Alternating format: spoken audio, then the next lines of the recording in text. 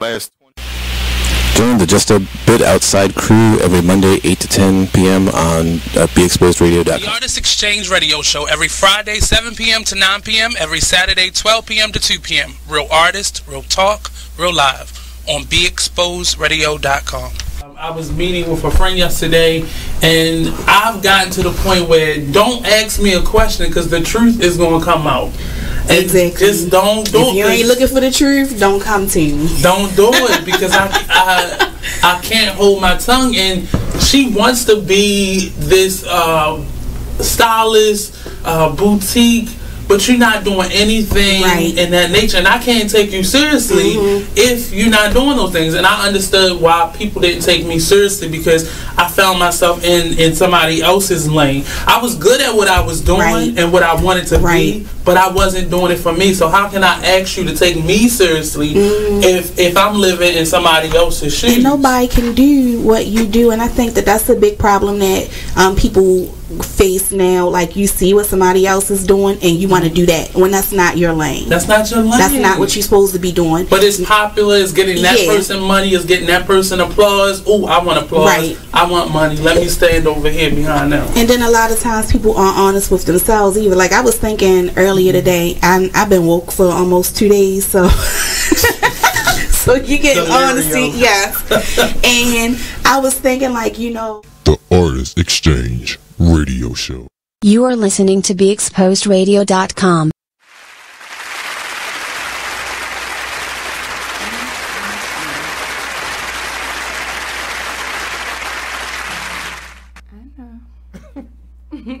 You're so funny.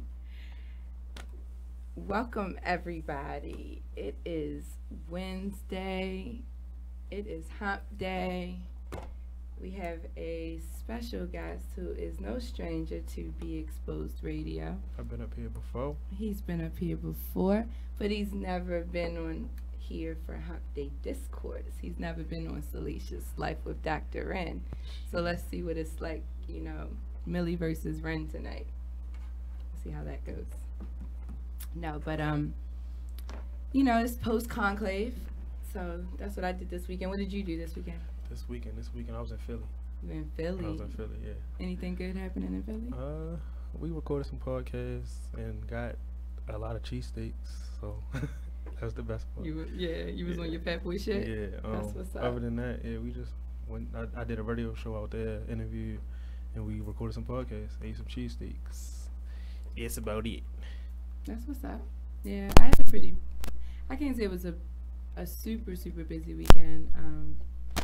I moved on Sunday, but I had conclave on Saturday. And you don't know because you missed conclave because you had your other engagements. But conclave is just what it sounds like. It's a gathering of like-minded individuals. This particular conclave was focused on foreplay and sensual touch, how to do it properly. So that's what we did. Of course, it was pouring down raining, but it was a good night to just gather and talk about sex. We had it at Reverb. It's, I don't know what it is. It's on Charles and 21st, up in Charles North. So, it was cool. I love that place. There's just a good energy in there. I just, you just walk into a place. No, it's like a members only kind of club thing.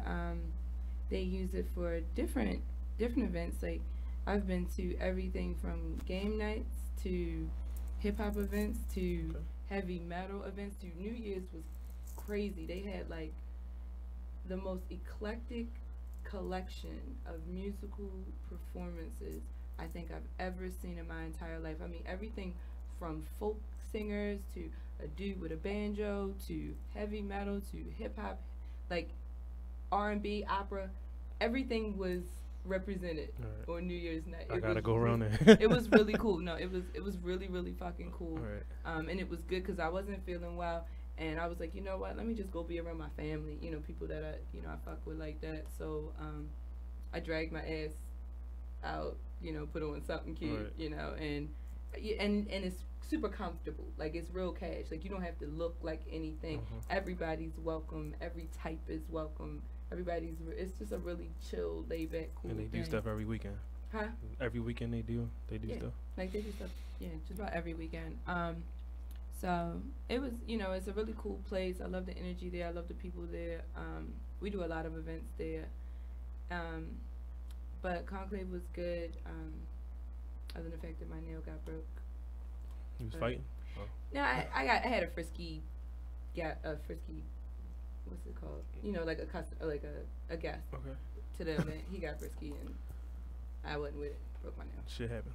Yeah, it happens. I mean, especially at my events. It was funny because I had this long conversation with some other people who I work with on other events because I work with Nanny Poets and a lot of the sex syndicates. So I usually have a bodyguard or 2 or 3 when I go out to just about anything these days.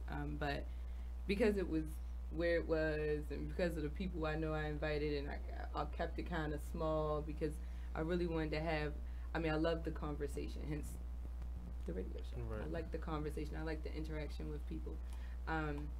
So I felt real comfortable, probably a little too comfortable to teach me because, I should have learned from the last conclave. Roseanne Repete was an amazing conclave. We talked about the 3 stages of sex.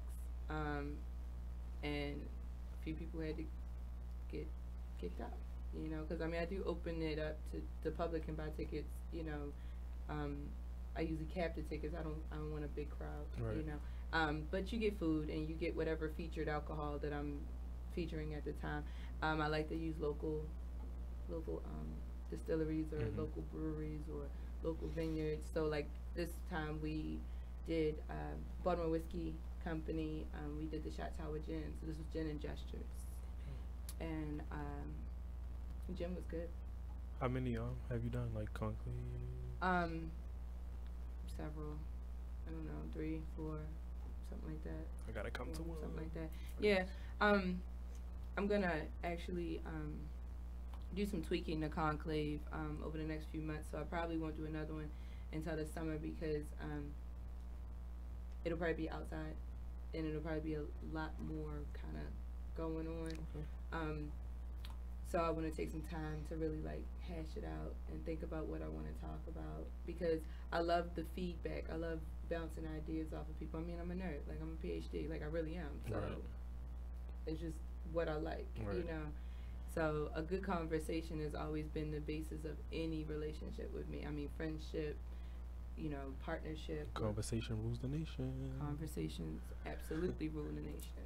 So, having a good conversation is important to me. So conclave is based around that, having individuals come together and feel unapologetic, feel like they can say or do or feel anything they want. This particular conclave had a lot more nudity than I think I've ever had at a conclave before, which was somewhat surprising to me. Not that I'm shy. I wasn't naked, but not that I'm a shy woman.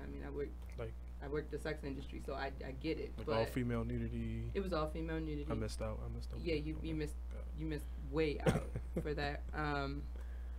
But it was interesting that people. But what I saw was not the nudity as much as people were just that damn comfortable.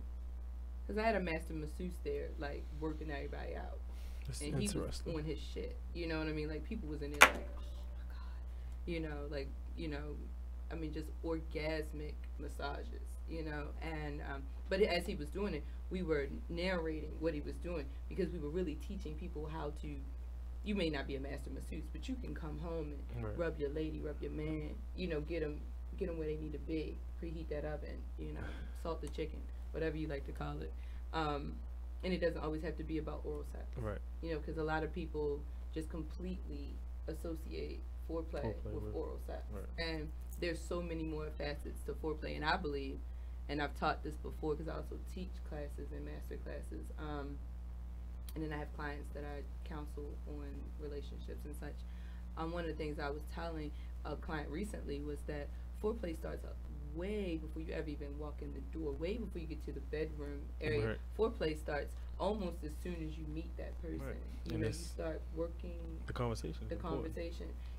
So you know, I thought about doing a master class on sexting properly, because niggas like who, you know, you meet him one day and the next day you got a dick pic or a video of him in the shower jerking off. Like, you're like, that's not really foreplay. And that's just kind of like, yeah, you really just kind of turned me off. And now you're blocked and I don't want to know you anymore. That's like 90% of niggas. Oh, yeah. And it's like 90% of niggas, That's which crazy. is so sad, because what it is that those, like I say 50% of that 90% actually have some substance under there, but they've been programmed to believe that that's what they should do.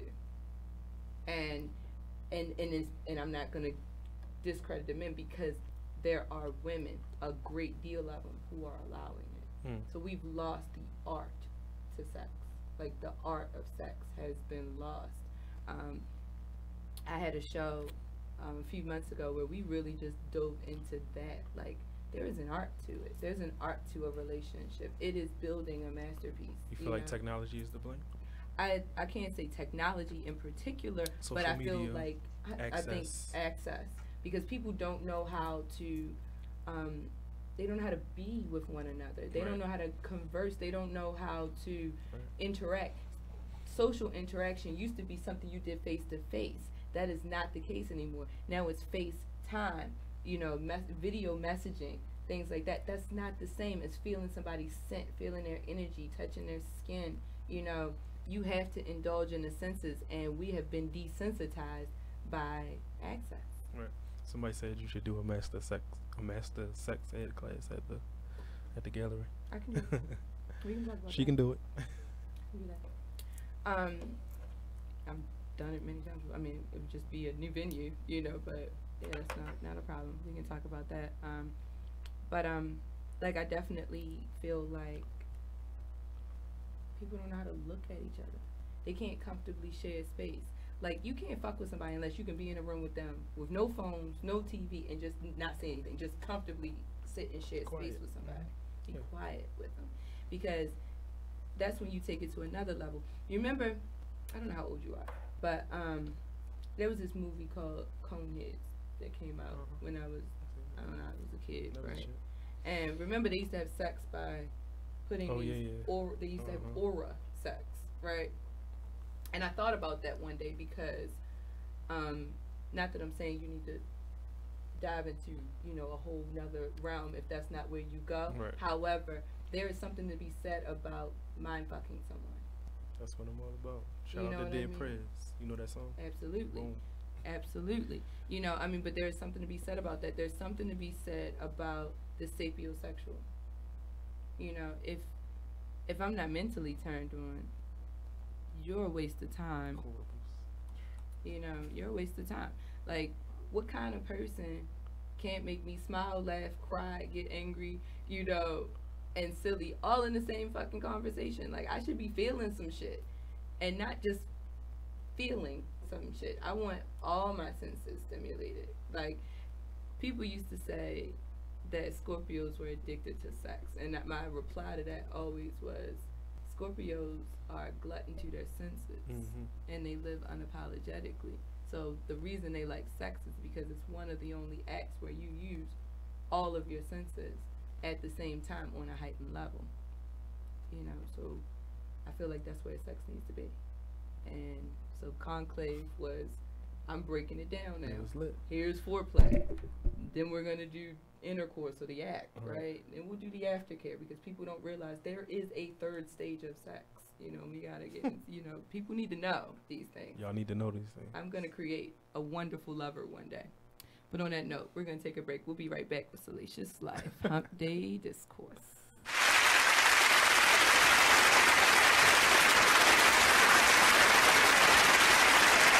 There's a rumor going around that Tyler Perry and Oprah are beefing. Well, let me tell you about this. Tyler, okay, told Oprah, bitch, if you don't have my money, we're going to have a problem. Ooh. Oprah said, what is the problem? Ooh. You said if I don't have your money, there was going to be a problem. So Oprah is standing her ground like, bitch, I'm in charge. Yeah, you know, you may have a $250 million studio over there that you film all your shows and movies and stuff on, but I have the empire. That's what Oprah said. Oh, these are her exact words. Allegedly. I made this up. But allegedly. I made it all up.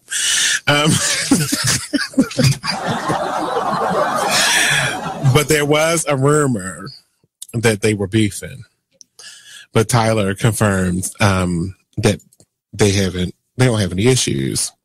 So it says it was recently reported on the rumors that was swirling that the twosome were on the outs over constructive criticism of a Perry show. Well, I got some constructive criticism, and we can be on the outs, Tyler, and I don't give a damn, because I'm going to make a promo out of this anyway and share it to your page.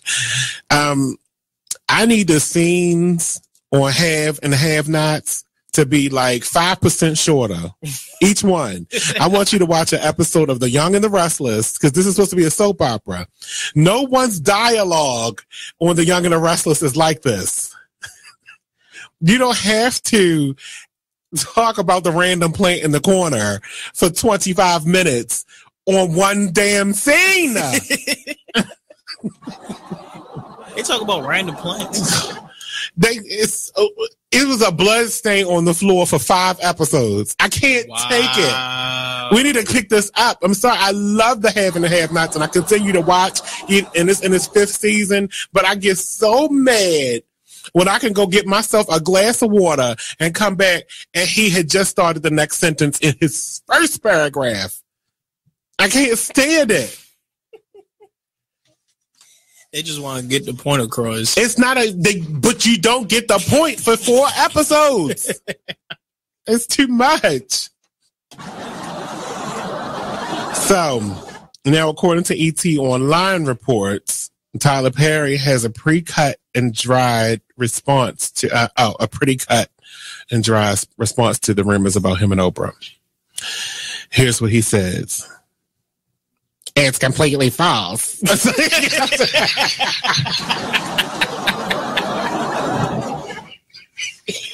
was that? That was your Tyler Perry impression?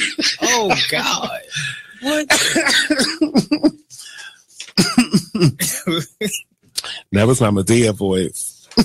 Oh, gotcha. Nothing is accurate in this article except for mine and Oprah's names. That's what he said. I mean, you see what I mean? You gotta stick around. I mean, every Tuesday at 7 p.m. I mean, they pay us to do this, so we go off. Check out this flashback from the Artist Exchange radio show. So you're your biggest asset. Mm-hmm. You have to practice self-care. Every entrepreneur has to practice self-care. You have to release yourself from toxic situations. Explain to us real quick, what is a toxic situation? A toxic situation is something that will control your mind, something that hurts you, something that you have to battle. Toxic, hurt. If you're in a toxic situation, if you get hurt, if you get pain, if you get struggle, right? And if your spirit does not align correctly, that may be a toxic situation. So when I say you make that jump when your values don't align, you make decisions based on your values. And if those decisions don't align with your values, then that's when you say no.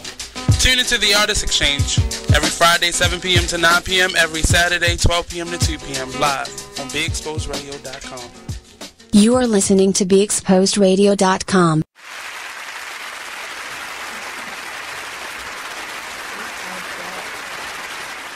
I swear, the clapping gets longer every time I want to talk.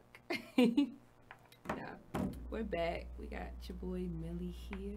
I'm here. He's here. It was funny because it was real random. One day, I was having lunch and he walked by and I was like, "You gonna be on the show this week or next week?" Cool. And he was like, "Yeah, cool, all right." And then I called him like yesterday and I was like, "All right, so I see you tomorrow." And he was like, "Oh, wait. Did I confirm that?" I forgot. I ain't far, so. No, absolutely. Tell us a little bit about the gallery. What kind of show would I do at your gallery? I mean, well, we've You could come and do, or somebody asks, could you do a master sex class or whatever? But we've done like stripping paints, we do body painting, so like we could incorporate all that. We got 3 floors, so it could be different stuff going on. You could do your thing, then we can have a stripping paint, body paint, and all that. That's always nice. Yeah. Gotta love a good body painting. It's like you take a Scorpio's mind and you break it apart and you throw it all in one building, and children are made. You know, all Scorpios are Valentine's Day babies typically. Right. Yeah, cupping season babies. You know, we were made out of love and passion, and there we go. Possibly. Most of us. Most of us. Most of us. Most of y'all. Yeah, most of us. I know my parents were in love when they made me. Right. And what most of us said. My parents said they wasn't in love when they made me. What else do you do there? There. I mean, I know it's a lot of things. You're very eclectic in your ventures. That's the word I'm looking for. Eclectic in your ventures. So there, I like to just sit on my computer all day, but I also hang the art. I am the HNIC, so any and everything besides drawing paint, I'm doing. Like I'm just the middleman between the artists. I had the idea to do it, and it was just pretty much to help the artist. The artist can't do it because the artist got to focus on they gotta creating. Focus on being the artist. Yeah. I just had that conversation with Nikki last night. I was like, sometimes you just gotta be the talent. Yeah. You know, you have other people that move parts for you because you can't carry all the weight. I have this conversation every day. I had a conversation today with an artist. Like they think they could do it all, especially like. Let me be the first one to tell you, if you didn't believe him, it takes more than one person. Like a one-person show will burn you out really fucking fast. Gotta have a team. You've got to have a team. Teamwork really does make the dream work. Yeah, especially like in a creative realm. Like absolutely. Absolutely. Because you have to leave enough bandwidth to be creative. If you tap into your analytical side just to do the business side of things so far, you lose your creativity. You know, and that's always difficult. You know, it can be hard for people to understand. But a creative needs the space to create. You have to create space for everything you want. You know, if you want to paint, you've got to make space for it. And that's not just like physically making space, which is still and very important. But you also have to mentally make space to do stuff. I also think you pretty much need to mentally make space for everything that you want to do. You know, you have to say, okay, I'm going to make space for this person to come into my life, or I'm going to make space for this idea to manifest, to grow. You know, it's like pulling out the weeds and making some nice clean soil for it to plant it. Major keys. So. Hey Mimi, I see you.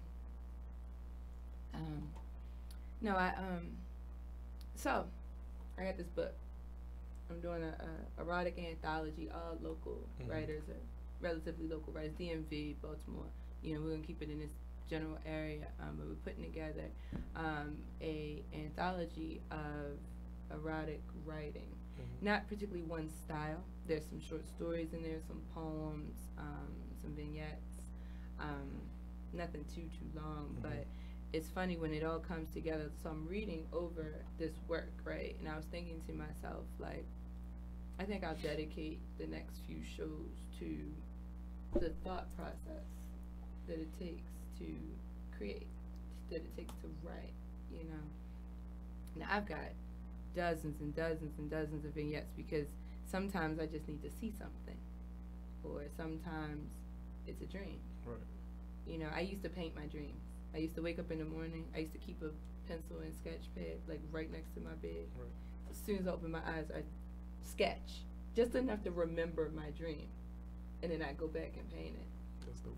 Yeah, like I did this one. I was drowning in this dream, and my two closest friends were near me, and we were in a room that was filling with water. And I remember the chandelier being amazingly beautiful to me, you know, in this dream. So I painted it, and they put it down in the Visionary Art Museum for a while because it just kind of fit their theme. You remember how you were talking about, you know, artists can put things that you'll have a theme and they can create for the theme. I didn't particularly create that for the theme, but the curator at the time happened to be in my house and saw it and was like, oh my God, that fits the theme. Can I put it in the museum? And I was like, yeah, I don't care. It was a dream. I have dozens and dozens of paintings that were just dreams or sketches, or, you know. But now, I write them. You know, and they're not always erotic. Sometimes they're just whatever they are. I wrote a vignette about hunting for men, like, or being on the hunt, not necessarily for man, but just on the hunt in general, like going out, like when your sole purpose is to just hunt, like you just have an urge, like a scratch that needs to be itched, or itch that needs to be scratched, yeah. And you hunt. For animals or women? Or? For animals, for women, food, for whatever, for food. Okay. You ever just have an urge to hunt? So I wrote a whole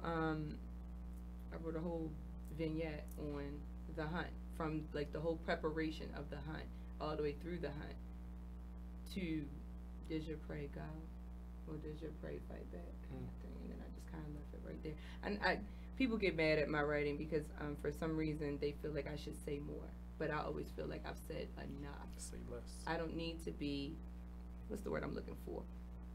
It doesn't need to be, you know how people overeat. I feel like you can overindulge in an art, in a piece as well.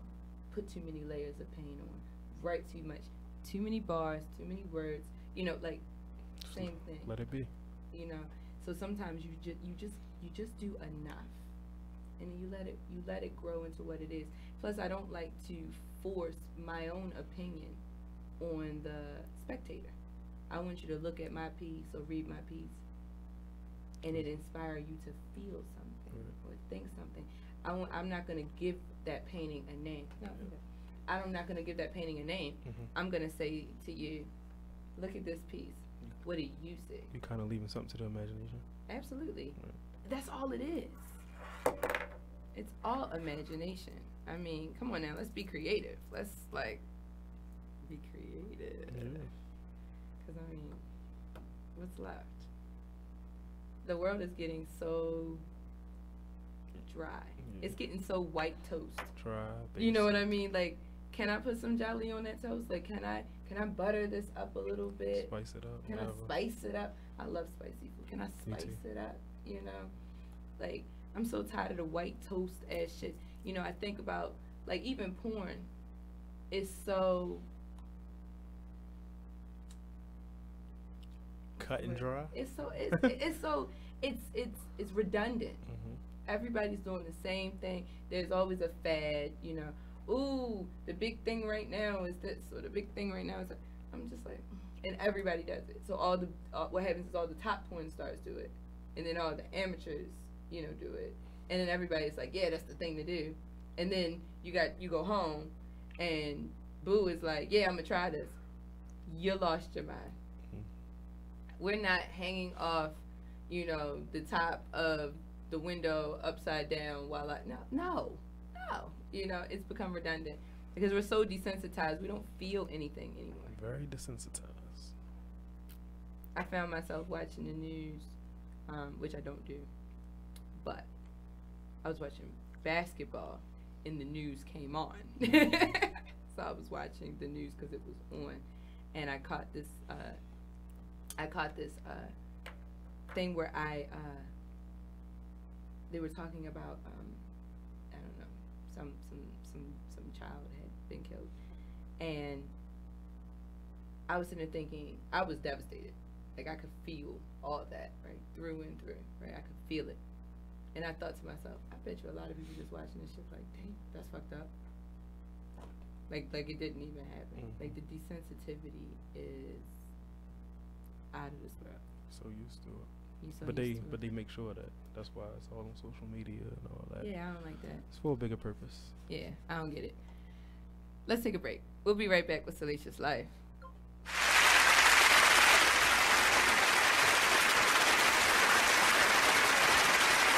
You know, when you look at the way other groups do with their children, like black people, our main concern seems to always be making sure they play football. And I like football like the next person, but the reality is, statistically, your child has a better chance of being an astronaut than becoming an NFL football player. So I don't understand the emphasis where we all just always so pumped up on football. Like when my son was a kid, every time somebody would say, "Do you have kids?" and I said, "Yeah, I got a son," the first thing out their mouth, men, women, whoever, would be, "Does he play football?" You know, and I'm like, yeah, but you know, like, is that the end of all means? Right. You understand me? He plays football, and it saddens me because nobody's getting results out of that. Do you get what I'm saying? Like, okay, your child hot, he play football, he good in rec league and high school, and then he plays in college. He don't go to the NFL. That's few and far and in between. Then what happens? Right. Well, I'll tell you what happens. He's 30 years old with arthritis in his neck, in his ankles, and everything from going head up, cracking heads. You understand what I mean? For 11 years, and he ain't but 32 years old, and now he's jacked up. You are listening to BeExposedRadio.com.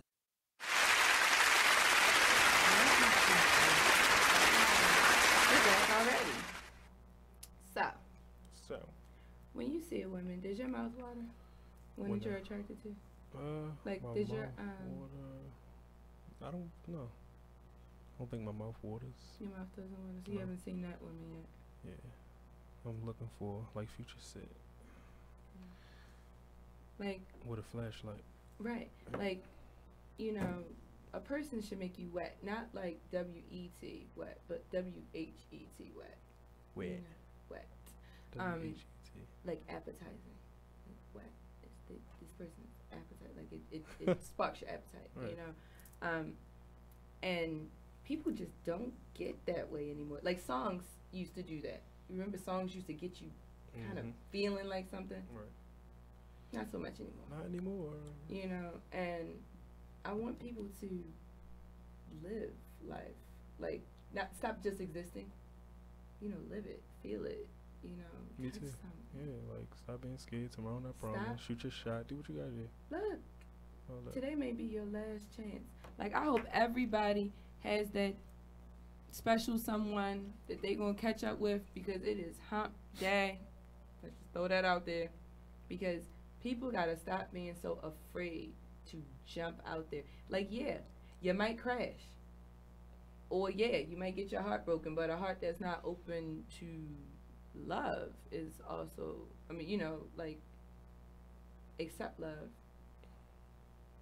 It can't get anything. You know what I mean? Like, you've closed yourself off trying to protect yourself. Right. And you don't get anything. Because you can't be loved if you're closing yourself off to love. Stop being scared.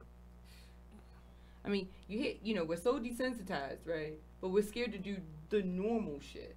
You know, we'll walk out the house and jump off of the side of a building, or, you know, carry an Uzi and shoot 15 people or whatever, but we don't just kiss anymore.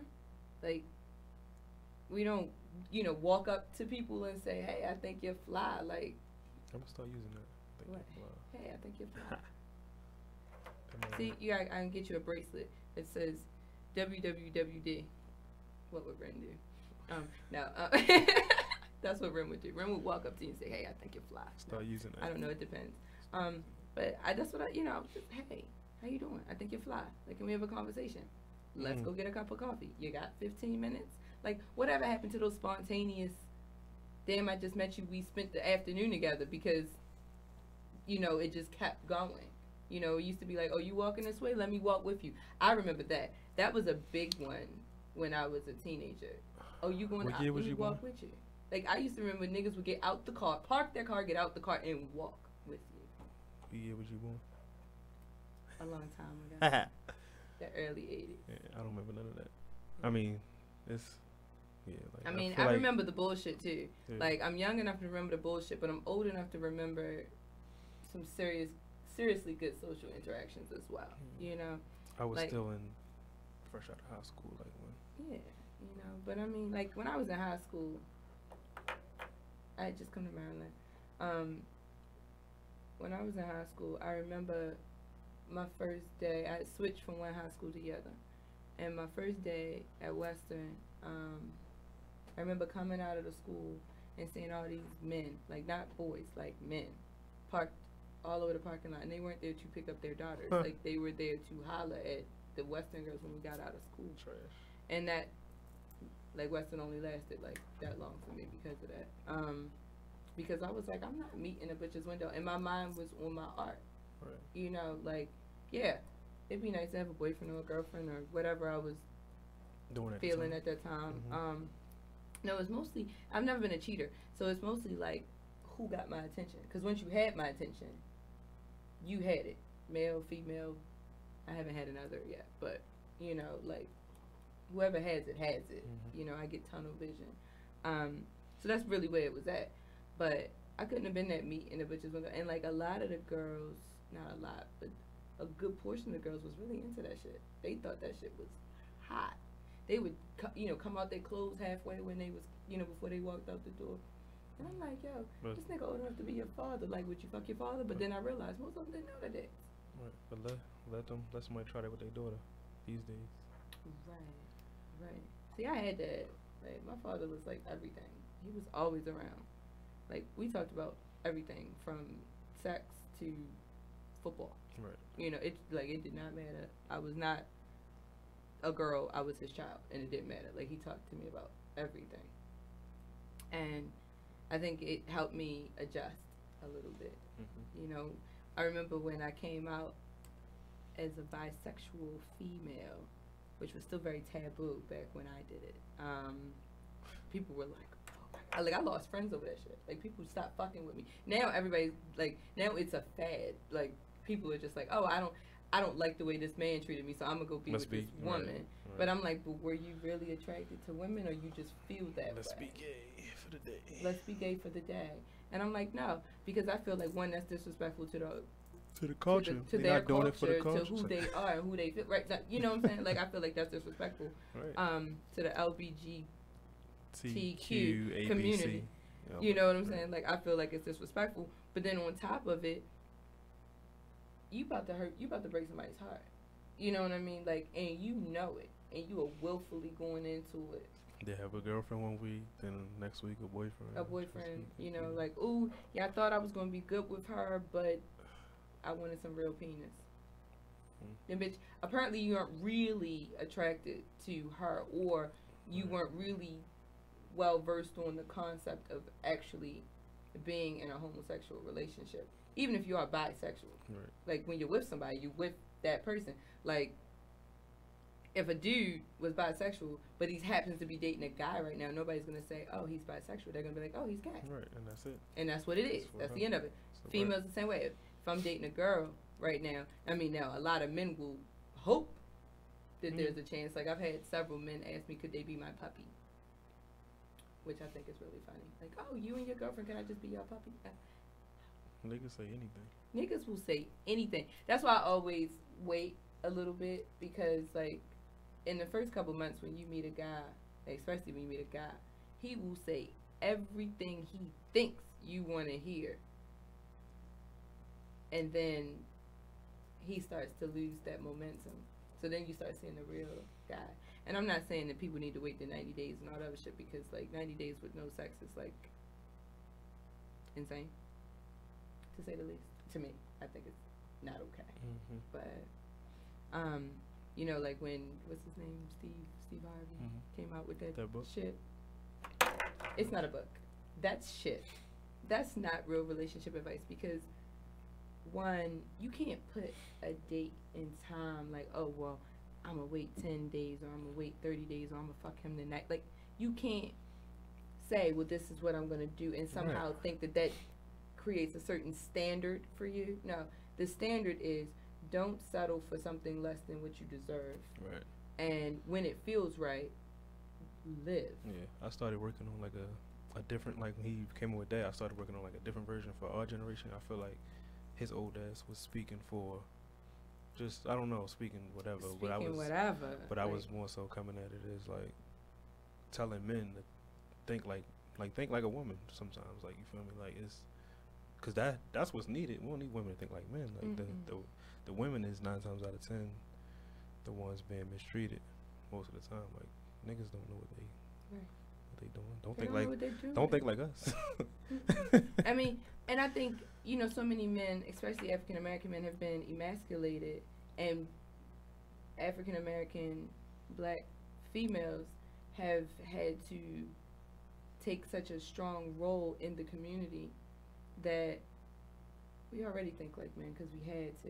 Because too many of our men are being killed or unjustly incarcerated or, you know, or just emasculated enough that they can't stand for themselves, can't stand up for themselves, can't stand on their own. And I'm like, it's nothing wrong with being a strong black woman. Like, I get it, right? But you being a strong black woman does not mean that somebody else can't also be strong. You don't have to, there's a big crab in a bucket mentality within, you know, people of color's communities, you know, and that's just in general. Like, not just black people, but just people of color in general. They got this crab in the bucket. They feel like, oh, I can only be strong if that person is weak. I can only win if that person loses. And I'm like, nah, we can all eat. We can all win. I can be strong and you can be strong. It's enough strongness out here for all of us. It's enough strength for everybody. Like, what the fuck? I mean, that's why I said you shouldn't wait 90 days for sex, because I think there's a certain intention you put into the universe through sex, or at least a sexual encounter. It doesn't have to be necessarily intercourse, but a sexual encounter. You put a certain intention out. That energy comes out of you, and it's very strong. It's one of the strongest energies. You put it out there. So good sex is even better. Yeah, just like, do what you. I mean, if that's what you want to do, go ahead. But what is the purpose? Like, you just doing it to? A lot of people just have sex just to be having sex. No, have some. I mean, I'm not saying that you have to be in a relationship to have sex, but you should have a purpose behind your sex. Like, there should be some meaning. It may not be the connection with the person per se, but there should be a connection with the idea, with the action itself. You know, it's kind of like running a race. You may not have a connection with your opponents, but you have a connection with that ground. You have a connection with that finish line. You know, you have a connection with the process, with the journey. You know, sex has to be a journey. It is not a destination. Like, you're not just trying to come. It's a process. It's not. You know, you gotta flow through it. I mean, there is and then, you know, people can't be selfish. You got so many selfish lovers. They go into it thinking, I want to come, instead of thinking, I'm gonna make her come. So 95% of men. 95% of men. Oh, absolutely. But I'm like, if he goes into it thinking, I'm gonna make her come, one, she's gonna make him come, because she's gonna be turned on, because then there's gonna be at least a sexual connection, even if they don't have an emotional connection. There'll be a sexual connection and a mental connection, because then there's that chess game, that mental chess game. Well, who's gonna come first? And who's going to come harder? And you know what I mean? I'm going to take his soul and I'm going to keep it for myself. You know, like. That's what they be thinking. And it happens sometimes. But if everybody is giving, then the world's a better place. Yeah. Yeah, I'm just looking at some shit. Now I was reading my feed and Jungle said, think, period, reason, learn what respect is before you expect it. Yeah, I get it. And I think you should have respect for the person that you're fucking. You should have respect for yourself first and foremost. You have to love yourself first. You can't, I don't even suggest you have sex unless you've already fallen in love with yourself. Because sex is a give and take thing. You know, so you're giving a part of yourself. So you have to be in a solid mental, emotional place before you start fucking somebody. Because, you know, like you said, you get your soul stolen and then you don't have it anymore. And you walking around like, you know, like, Walking Dead or some shit. Yeah. Niggas want to blow your brains out, you know, because you have no soul. I watch a lot of women. Like, I watch people. I sit and I watch people all the time. And then I like to watch movement in general. I used to be a dancer, so I used to watch movement. And not a stripper, by the way. But anyway, I watch movement.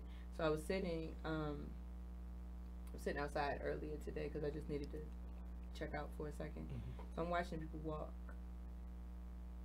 up and down Baltimore Street, and I watched so many people who looked deflated, like soulless. They had no, and then you'd always see that one person who looks like they're glowing, and you can't figure out why. And I think that's self-love. I think that's what that glow is. That's rare. Yeah, well, self-love is important. Shit, self-love. Masturbate if you have to. Love yourself first. Porno and naps. Yeah, absolutely. On that note, we'll be right back.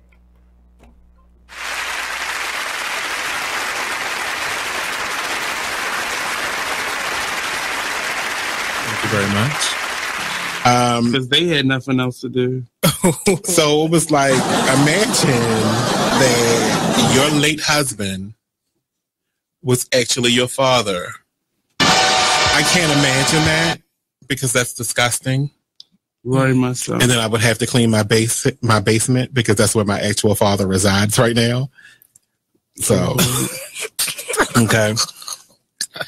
The 60-year-old woman learned the truth about her husband, Percy, 6 years after he passed away. Not Percy, though. Percy doesn't sound like that name. Percy just sounds like a feminine boy. Really? Yeah. But nobody told you at no point. Sound like Percy. Look at Percy over there with his purse.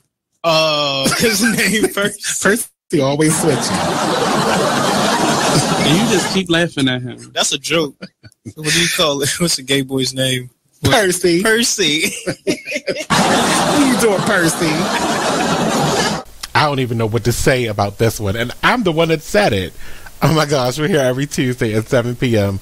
The conversations can get deep. They can get out of this world. But we do them. BeExposedRadio.com. Talk The Artist Lately. Exchange radio show every Friday, 7 p.m. to 9 p.m. Every Saturday, 12 p.m. to 2 p.m. Real artist, real talk, real live. On BeExposedRadio.com. I was meeting with a friend yesterday, and I've gotten to the point where don't ask me a question because the truth is going to come out. And exactly. Just don't do it. If you ain't looking for the truth, don't come to me. Don't do it because I can't hold my tongue. And she wants to be this stylist, boutique. But you're not doing anything in that nature. And I can't take you seriously if you're not doing those things. And I understood why people didn't take me seriously because I found myself in somebody else's lane. I was good at what I was doing and what I wanted to be, but I wasn't doing it for me. So how can I ask you to take me seriously if I'm living in somebody else's shoes? And nobody can do what you do. And I think that that's a big problem that people face now. Like, you see what somebody else is doing and you want to do that when that's not your lane. That's not your lane. That's not what you're supposed to be doing. But it's popular. It's getting that person money. It's getting that person applause. Oh, I want applause. I want money. Let me stand over here behind them. And then a lot of times people aren't honest with themselves either. Like, I was thinking earlier today, I've been woke for almost 2 days, so so you get honesty, yes. And I was thinking, like, The Artist Exchange radio show. Black by Demand radio show. So that's what this one deals with, right? So it says, wondering if someone attractive is checking you out or worrying that someone may be nosy about whatever you're doing. Simply check your watch and see what the person does. If they're actually watching you, they'll usually automatically look at their own watch as well. Okay. That's interesting. So they're saying their focus on you will be so high that they will mock what you're doing. Now, what I thought about when I read that was like when people yawn. You understand what I mean? Like one person to yawn, it triggers other people. So I think that's what they're getting at with this, because they'll be so focused on you. So like as ladies, I'm sure y'all have been in situations where you got dudes in there, that you might think is checking you out. Maybe that's a technique you could apply. Okay, maybe maybe that one will work better then. Because sometimes you just turn around and just look and see. Of course, people turn their head real fast. Right. They just turn around real fast. But normally, if you don't want the person to know you were staring, I mean, somebody turn around, look at you or whatever. You see them look, you can just say, "Hey, how you doing?" And then go on about your business. Like, you don't have to turn away real quick because that's like the obvious sign of that. So do you think it'll work? I so. I'm definitely gonna try that. Think so.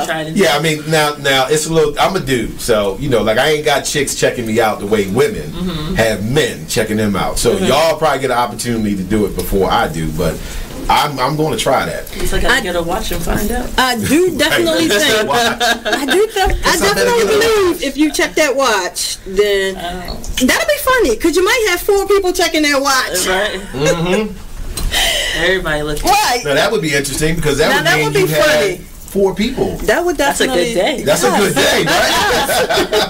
4 people focused on you. You don't got to do the thing to make yourself feel big because you already gonna be feeling yourself. Yeah, you're already gonna be feeling it. Yeah, exactly. Okay, so You are tuned in to BeExposedRadio.com. You are listening to BeExposedRadio.com.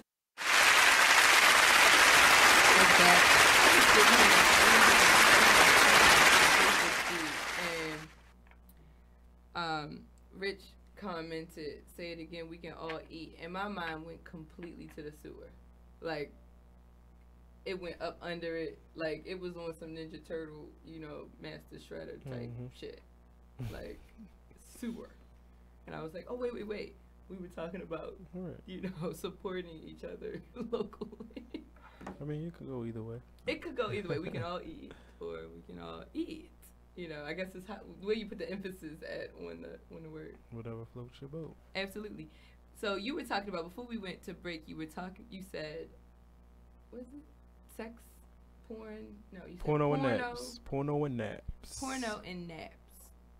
It's essential for a productive day. Porno and naps is essential for a productive day. But most adults don't have the time to partake.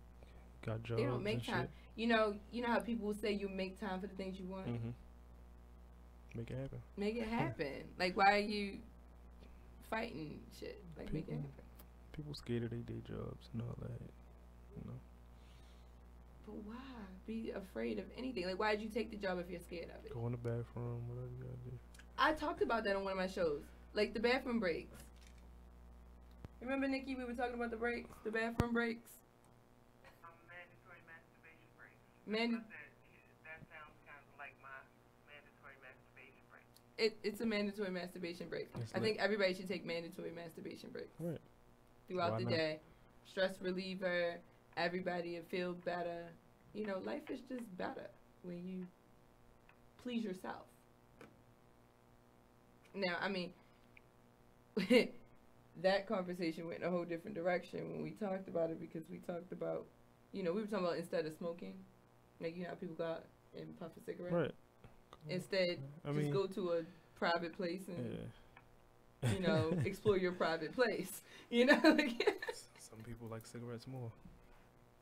What is cigarettes giving you? I mean, I'm not saying it's anything wrong. Cancer. I'm a smoker, but I don't smoke cigarettes, but I'm a smoker. Right. I don't think sucking on a foam filter attached to a tobacco-filled tube would give me the same pleasure that I could give myself. No way. I really think that jobs should institute naps and masturbation breaks. Just like daycare. Just like daycare. So my high school had mandatory break time. Like, we had to shut it down. We had to relax, what right? What school was that? Huh? What school was that? I went to St. Paul School for Girls. And we had, a mandatory time every day where the school went dark. It was just in the middle of the day. Everybody went dark. Everybody would just sit back. We sit on the sofas or whatever, and we just quiet. 35 minutes. Some of us went to sleep. Some of us didn't. But when I tell you, the second half of the day was like that. We would come. It was like that power nap. That refueling. If we had nap time and masturbation time, can you imagine how much more productive we would be? There probably wouldn't be no school shootings. None of that. None of that. None of that. Because people wouldn't be angry. Tap into your inner utopia. What would make you happy and make that in your world? Make that part of your day. I mean, do I just need to put a curtain up on my office door, close the door, and take care of things? I'd rather go home. I mean, I don't live far from the job. I'd rather just go home and take care of myself at home. Then I could watch a porn or two, you know, and make noises if I need to. I don't know. Act it out. You know, people are scared to say anything or be anything or, you know, do anything. I don't see people kiss in public anymore hardly. Like, even like the pat goodbye. Like, people just don't do that. And I'm like, what the fuck is wrong with you? Like, better kiss me. Like, if you dealing with me, like, I want a hug or at least a little. Don't give me that friendship pat hug like you do, like, you know, that cousin you don't fuck with. Like the hey, all right, have a good day. No, fuck that. You supposed to be loving on me, love on me. You know. They be cheating on them, so. I think they cheat themselves out of something as well. Mm-hmm. People who look outside their relationships, one, probably need to look at their relationship because there's a problem. But two, they're cheating themselves out of the possibility. You know, you might, I don't know if this ever happened to you. You ever wake up and look at the person that you've been dating forever long and you like see them for the first time? Like, you just literally, like, they look different to you. I be single so much I can't even answer that question. Okay. I'll be single. You be single? Yeah, I be busy. People don't understand that. Well, busy is good, but don't forget you gotta feed all aspects of your life. I do. Balance. I don't feel like a relationship is gonna. I'm not saying you don't have to have a relationship to feed all aspects. I need a girlfriend for the weekend though, so. Well, and if you have that, and see, I believe in all kinds of relationships. I mean, everything from weekend relationships to poly relationships to, you know, swinger relationships to whatever. Like, I think whatever floats your boat. But I also feel like the agreement is the fun part. Like, you know, so you dealing with this chick and you like, all right, you know, we only date Friday and Saturday. 2 weeks later, something different. You know, nah, you keep it. No, I'm saying, like, with most people, it's like, all right, we did that now. Let's upgrade it. But nah, like, I like because there's a certain level of dedication you have to put in for an agreement type of relationship. Because, I mean, everything takes work. I mean, you know, whatever it is, even just, you know, your fucking partner, like, that takes work to manage that relationship, you know. So when you have the agreement, like, all right, well, look, you know, the world is all about you on Friday night and all day Saturday into Sunday morning, right? And that's your time. And it's always going to be about you. And that person agrees with you, right? And they're like, all right, this is going to be our agreement, right? This is ironclad. Fuck that. This is what we're going to do. We are together for, what is that, about 30 hours, right? We are in a relationship for 30 hours. And then the rest of the week, I'm doing me. And you do you, right? Don't call me. Don't text me. You know, I don't need the good morning, sweeties, or, you know, none of that shit. Right. Friday afternoon, you can text me and say, what time we meeting? And then you can text me something like, I'll see you next week, Sunday morning, when you leave. You know what I mean? Like, that would be fine. Yes. That's would be You know, great. for the single person, like, But I think that would be fine. But people don't take any, like, they don't do, like, fun shit, like. Most women aren't with it, unfortunately. Well, because women, I think, because so many of them soil themselves so quickly, so early by fucking with dudes that take from them mentally and spiritually. Take. They take. That they don't have the inner strength to manage an unorthodox relationship. So they're all looking to get married, you know, and marriage is not even like a real thing. Not anymore. It's just something that society like kind of like put together.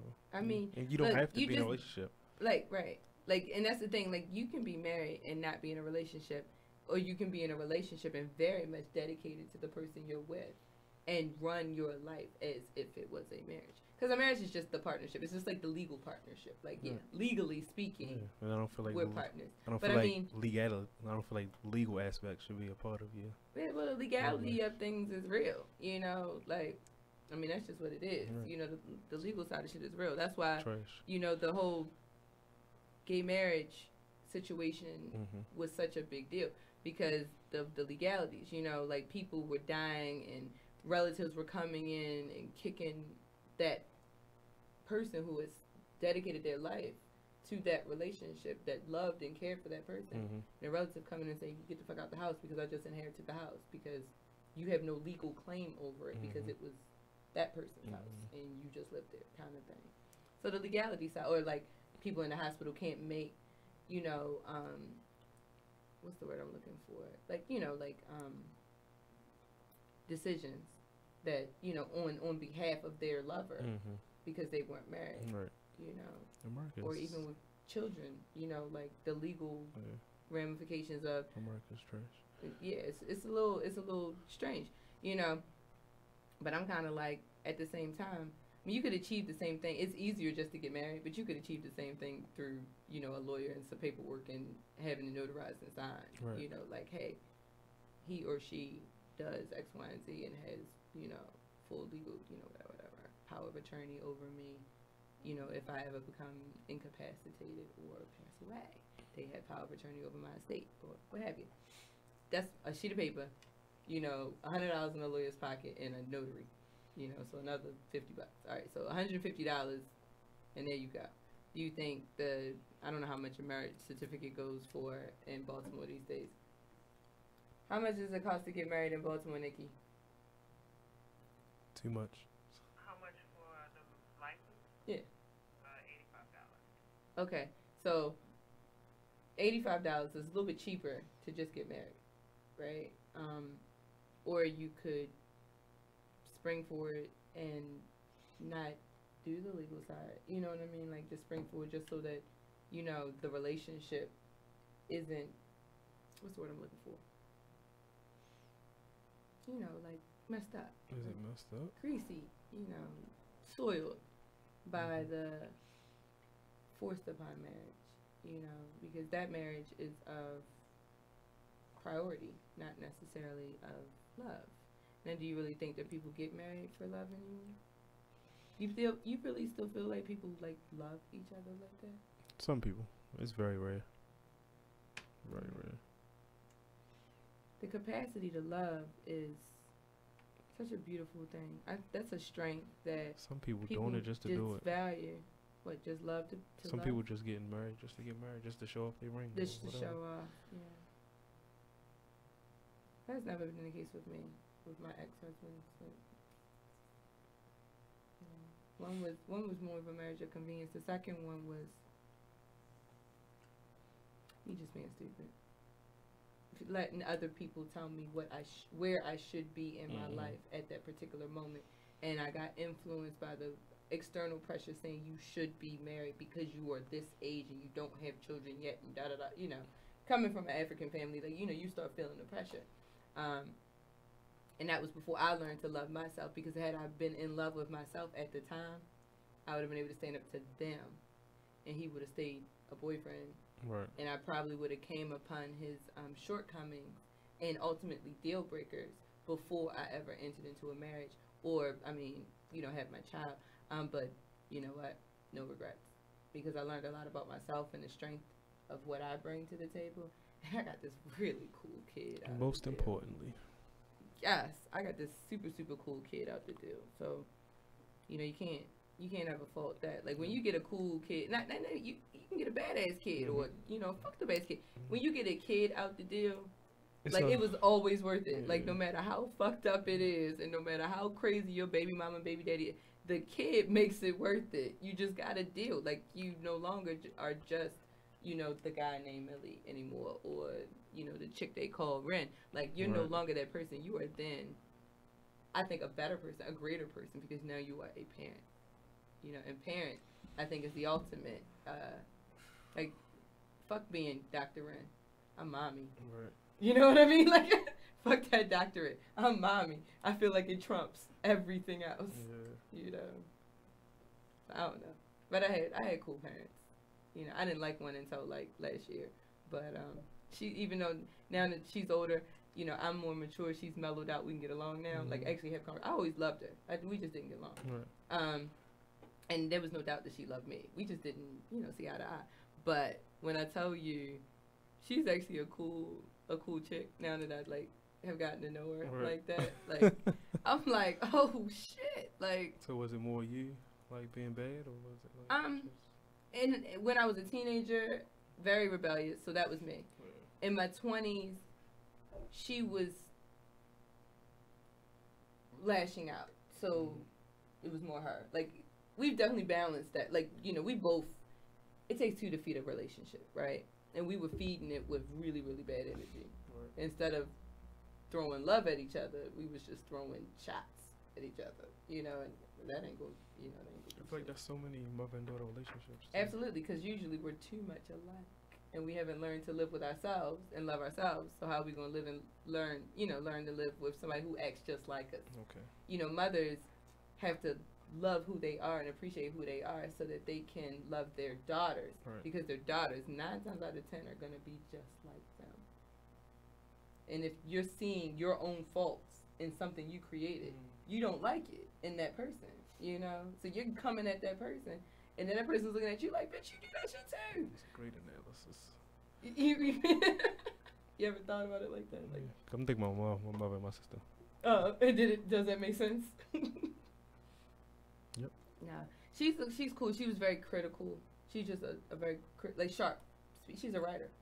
She can manipulate the English language like a samurai with a sword. I mean, really, or more so, like the guy that makes sushi. I mean, really delicately kill your ass, like with scalpel laser precision, and just with words. She never had to touch you. You know, would tear you completely apart. Like you literally felt like you were bleeding inside when she was done with you. And then of course I was just like that. So then I got to an age where my mind started to be able to manipulate the English language, and I started throwing that shit right back at her. She couldn't handle it. And you're right. She could dish it. She couldn't take it. And not that she should have had to, because it was disrespectful on my end. And I had to apologize for that shit. I remember walking into the kitchen one day and was like, all right, look, we gonna get along. And I'm sorry for being disrespectful for 10 years of my life. Mm-hmm. All right then. And I walked out the room. Before she could even have a chance to change, say anything or try to, we getting along from today on. And we had. That's good. Yeah, she sent me a text and was like, all right then. If that's how you feel. I told her we were going to get along. And she went with it. I have to make a lot of sacrifices on my end. Let shit roll off of me. A lot of times too, the relationship between a child and a parent is so deep and intertwined, that a child can only hurt a parent the way that they get. They're the only ones that get that close, that in there. Or a parent can only hurt a child that much because we care that much. Mm-hmm. We care that much more.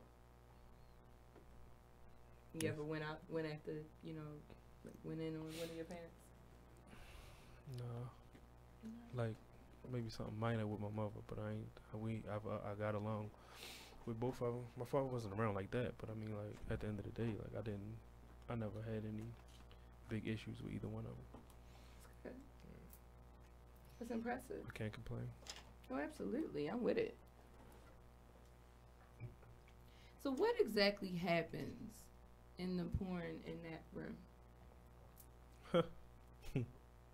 Well, right now it's the way the porno in that room started. It's just regular visual art in there right now, and we've kind of shifted the adult art to the second floor underneath of where it was. But before, I mean, it was just adult art, and whatever happens other than art that's in there, it just happens. No safe words in the porn and art room, huh? Yeah, whatever, things happen.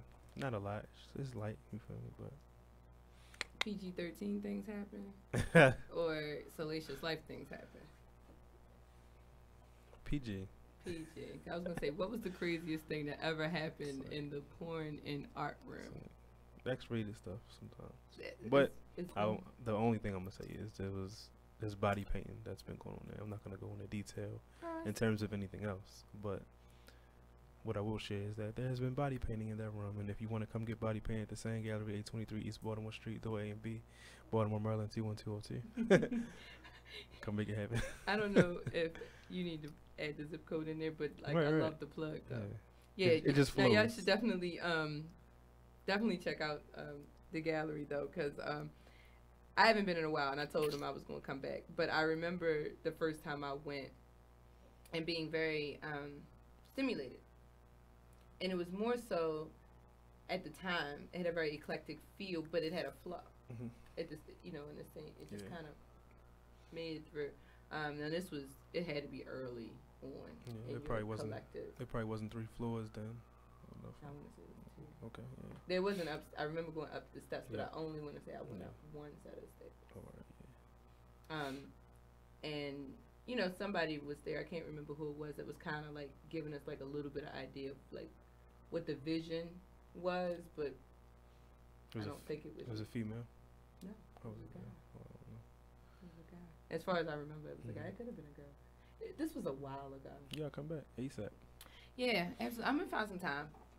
You know, knowing me, like it'll be like on a Tuesday at like lunchtime. I'm gonna just be like, "Hey, Millie, I'm coming through.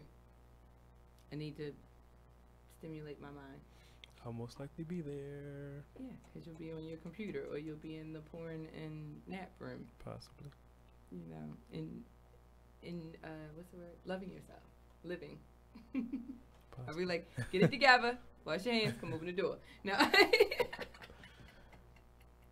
No, that's funny. That was funny. So I saw that you have an event coming up because I asked you about it, the Biggie and Burgers event. And I'm still trying to wrap my head around. I mean, I get it. So March 9th is the anniversary of Biggie's death, right? And I like that you had non-beef options. Yeah, shout out to Chef Key. Cause I mean, people ask. So like, when people ask, we just do what we just kind of want everybody to come. So like, this is not just exclusive for all-inclusive. You feel me? If you don't eat meat, all right, we're gonna flip the menu for you a little bit. Come through. Make sure that, I mean, I think that's a good idea. Like at Conclave, you know, there's food, and I always have some vegan options, vegetarian at least. I may not go vegan, but I at least have vegetarian options. You know, we have an event coming up for the 420 anniversary, and actually one of, you know, the station, our friends, Mastermind, the Gingerbread Man, is doing a meal, like an infused meal, like a whole meal. And when we were discussing the menu, he and I, because I cook all the time, and he was just like, you know, you eat really healthy. Like, I wanted to have a healthy choice for people, or a few healthy choices for people.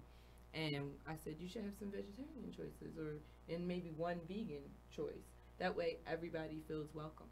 And he ran with that shit. He ran all the way. I'm actually looking forward to, I mean, not that I need to get high like that, but I just want to see how it comes about, you know, for the anniversary. Yeah, and we've done 420 stuff too, infused food, edibles, all of it. Gotta love an edible. Yeah, that's the only thing I really do. I don't smoke or drink, but I might do an edible like once or twice a year. Just let your hair down, right? Let your hair down once or twice a year. You have hair under all No, I got a fresh cut, and just all the hair you see is right here. On my face. On your face. Yep. What made you grow your beard? No, this just kind of happened. Like, it wasn't like a thing. Like, oh, I mean, it just, the hair started growing on my face, and it just kept growing. I'm like, might as well leave it there. Yeah. Like, it was a point where I used to cut it off,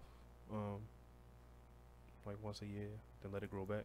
But not no more. I just wanted to stay how it is. And now. Interesting. You know, there's a whole movement behind, you know, the beard gang. The beard, yeah, I heard about that. And hair in our community, I'll say that, because I remember the natural hair movement when that started. You know what? I'm gonna hold that thought. We're gonna get back to hair because I have another thought with hair as well. So we'll be right back because we got to take a quick break, and we're going to talk about hair and grooming. Hair. Hair.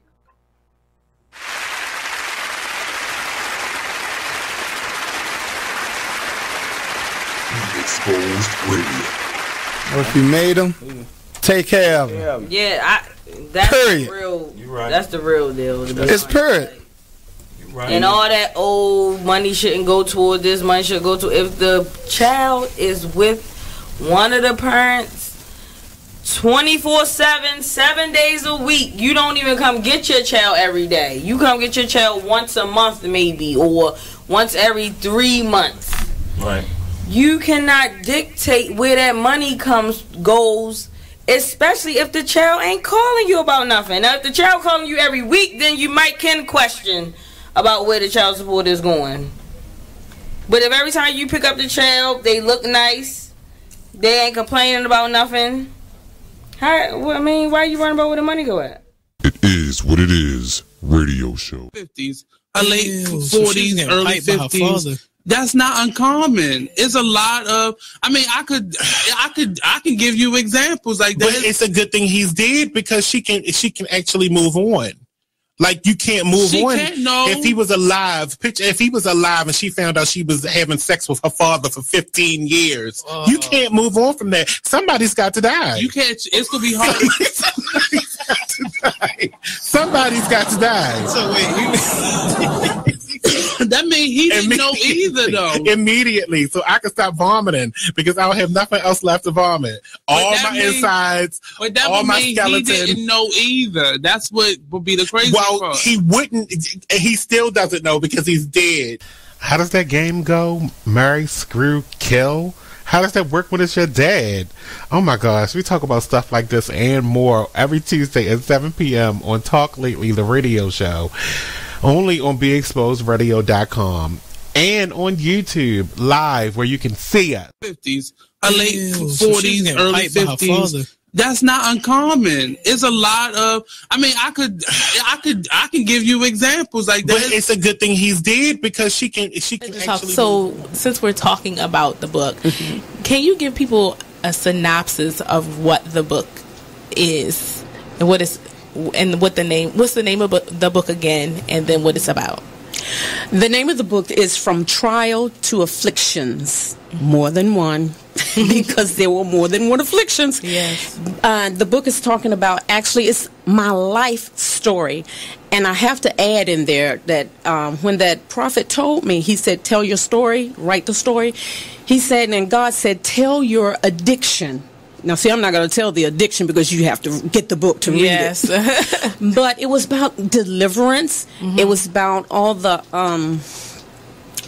trials and tribulations we go through. People that come into our life, even people that come to try and break you down or draw you down so that you can't stand for God or worship Him through your situation, because that's the adversary using them. We have to know that.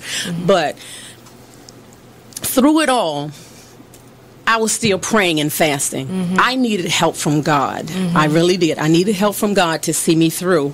And for anyone that's going through, I say that this book is about different afflictions. Yes. Going through them, how you get through them. And I had a sister pushing me too, praying for me. I thank God for that again.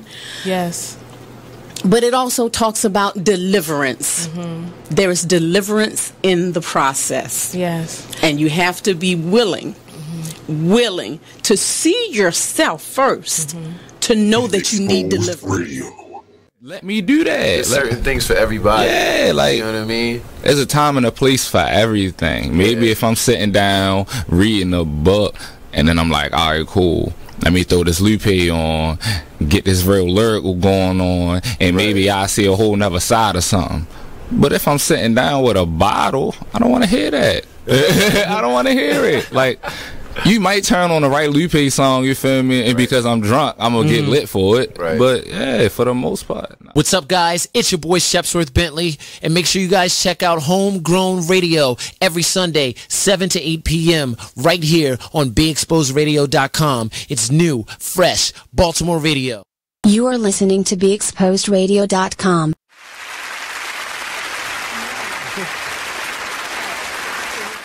We were talking about hair.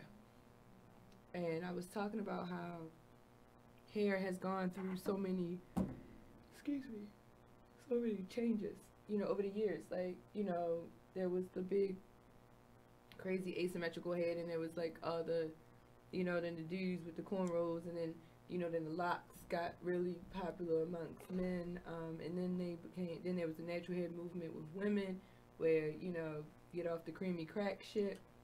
And it's funny because, like, Like, I've always had natural hair. Like, even before I had locks. Like, I just had my curls, you know. I had a mohawk for a while. Like, but I've always had natural hair, like, my whole life. And I'm probably one of the few women you'll ever meet in your entire life of color who's never had a relaxer.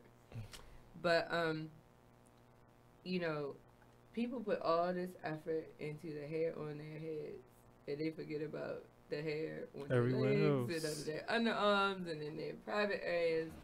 And, like, I'm not saying you gotta be bald. Don't be dirty. It's like Don't be dirty. Keep it groomed. There's nothing wrong with grooming. Like, who says you can't groom? You know, like, is it gonna kill you to just trim it? Even with scissors. I'm not saying they gotta shave it, you know, with a razor. And, you know, people say, oh, I'm gonna get irritated, I'm gonna itch. excuses. You prefer groomed women? Yes.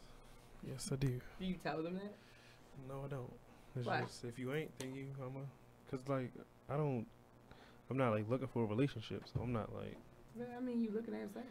So why not really. Like, I mean, like, if you're in that position. There's a point on napkin for a reason, but like, if she ain't got it, then we just not doing nothing no more.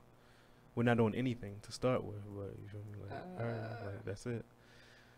But if it's somebody who I wanna continue seeing, then yeah, you'll be like, hey, yeah, and I think I've only, like, within the last 5 to 6 years, I've only had to say that once. So, but yeah, I'm single always. Always forever. single. I was like, no, but yeah. Hey ladies, he's single. Yeah. I'm gonna put that on my Facebook page. Like, Yeah. hey ladies, he's single. Be my girlfriend for the weekend. Be his girlfriend for the weekend. So it starts at 7 p.m. Friday night. It ends at 6 a.m. Sunday morning. So, you know, that's the deal. I'll write you up a contract if you need it. We can work this out. She's my consultant. Yeah, we'll put out an RFP, you know, for your weekend girlfriend. You know what I'm saying? Like, we'll see who bites. You're not a bad looking man, you know. We'll put out an RFP and say, all right, we got this dude. He just needs a weekend girlfriend. These are the stipulations. This is, you know, what it means. You know, you have to be a decent conversation. You have to have, you know, you have to be, you know, reasonably good looking. You know, you got to smell good. You need to be shaved. Please. Please. You know, I don't know how tall. 5'6". Yeah, just be 5'6" or shorter. 5'6" or shorter. 5'7" is cool too. But, you know. 5'6", 5'7". I don't need no giants. Do you have a complexion preference? Brown skin, caramel. Caramel. Yes. All right. So he wants something just a little midway, a little bit darker than him, but not necessarily. I mean, but if you know, if you like that, we'll see. I don't discriminate. Against it. You don't discriminate. I don't really do light skin. You just have a preference. I don't really like light skin like that. Light skin chicks. I mean, you know, I get it. I don't like. Just listen. Just be cute, and have some sense. And have some sense. We'll figure it out. Some sense, ladies.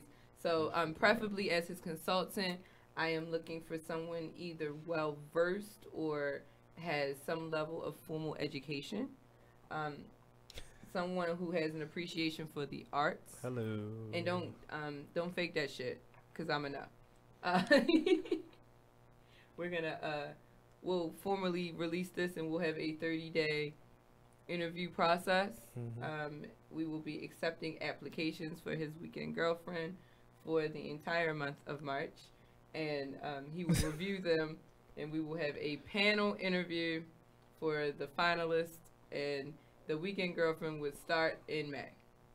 Damn, that's far, but all right, yeah. I mean, we gotta vet it. This for the official ones. If you want something, girlfriends. if you want, you know, like a 1 week trial type situation, we can start. All right, so he's opening it next up weekend. We can start next weekend. Trial date. For the trial date, you know, it'd be like we'll be on some bachelor shit. See how you feel with it. I'll make sure you understand what it means to be the weekend girlfriend. What the benefits and drawbacks may be, so you can make an educated decision. You know, what do you think about that? We'll put out an RFP for the weekend girlfriend. Okay. This is a busy man, so we need somebody streamlined and efficient. You know, you can move. You need to know when to shut the fuck up. You can So do what you want. You can have a boyfriend like during the week. You can have a boyfriend whenever you want. From Sunday at 6:01 to Friday at 5:59, and then you can be the weekend girlfriend for him. That's fine. Just make sure you're keeping it clean and that we are not going to have drama from the weak boyfriend on the weekends. Let's be respectful. Let's be respectful. It's lit. That would be hot. Yeah. Scorching. Nikki, did you take notes? I did. I heard it. It's lit. All right. I just had to make sure we had notes on that because I did not take notes. We just need and to since remember. I'm going to build this RFP for Millie's weekend girlfriend, the official one. But however, we did say there's a trial. But since I'm going to be building this RFP for the official one, and I have to put a panelist of the best sexual vetters, relationship vetters that I know, make sure that everything goes down correctly. We'll have on the panel scholars, probably a porn star or two. We'll have because a woman got to be all that. A nurse, a chef. We'll just have a panel and we'll just see how this person makes it through. Can you be the nurse? Can you be the chef? She need to be all that. Okay. Can you be the mastermind? Can you when you wake up that day and decide, okay, tonight we're gonna take over the world? Can she be that that wingman? Most of them can't. But there's gotta be somebody. So we're gonna find you the ultimate wingman, weekend girlfriend who can cook and has a pretty smile type. We got it. Where are you at? Where are you at? Your future ex-wife? I have a call. Hello. Hello.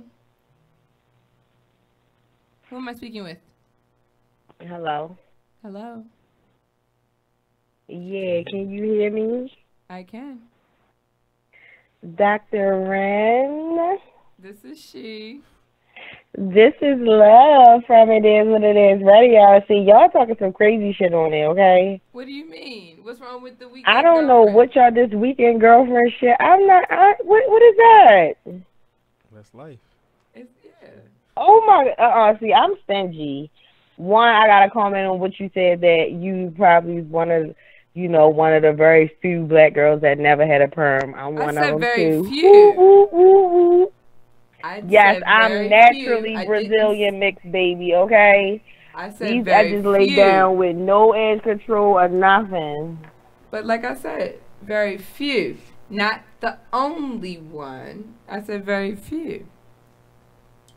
And Your phone, the phone breaking up. You breaking up. I'm breaking up. Yeah, it's like choppy. Oh, I don't know why. I can hear you a little better now. Oh. So I have to put on like the soft, sexy voice so it doesn't break up? No, it keeps. Let me see if I can. I'm gonna take my head. I put it on the regular phone. Hello. Hello. It's still kind of like going in and out, in and out. All right, this is what I'm gonna do. I'm gonna hang up and call back in like 1 minute. Okay, that's love. Okay. All right. All right. That's funny. No, I don't know. Sometimes they break up, sometimes they don't. I think there's just like something with my show.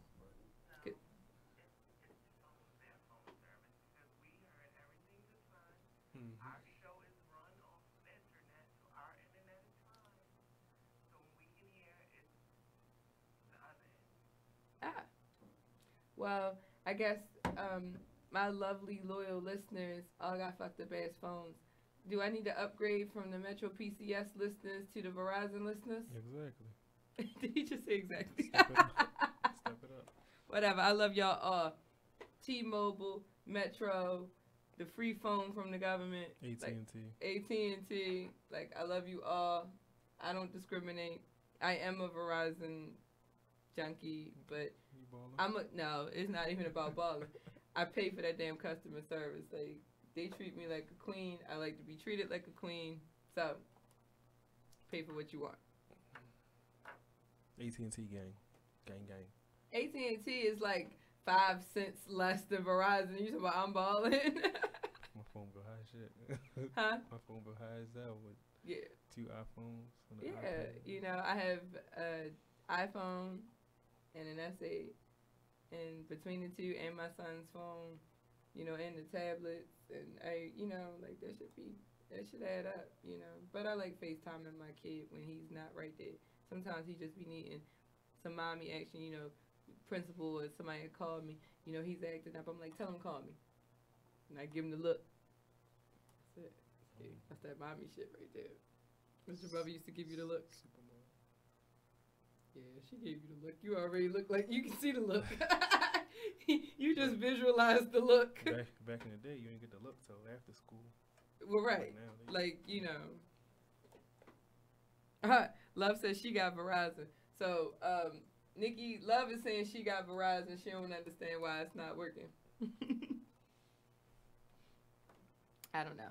You can hear me clearly. I think I speak fairly clearly. I think I get my message across. She just not in the right part of her house or whatever. You know, that could be it. Yeah. You know, that could be it. Because I have had that happen. Like, I have service everywhere. Like, I'll be at the bottom of the ocean and my shit will ring. You know, I'll be in tunnels and my shit will ring. And then I'll, like, walk into, like, the walk-in closet. And that should be like, I'm like, what the fuck? Like, I just had 5 bars. Now I got none. That's the, like, you only want to, like, what if somebody in your house? You got to hide in the closet. I know, right? See. It's a setup. I think I might see. That's the shit that make me want to get a landline. Do they still do that? Yeah. Can you still buy like a landline? Yeah, I don't know who like. Who sells landlines? Nikki, who sells landlines anymore? Do people still? Can people still get landlines? Yeah. You can get them from the. Yeah, you can get them from the carrier store. Huh? You can get them from the carrier store. From the carryout store.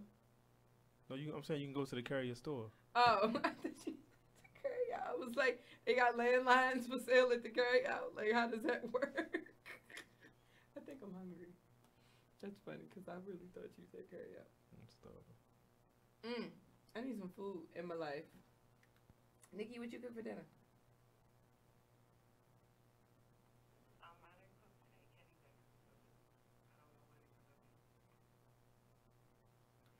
Remember when things were great and Kenny used to bring dinner down here so that we could eat off your plate?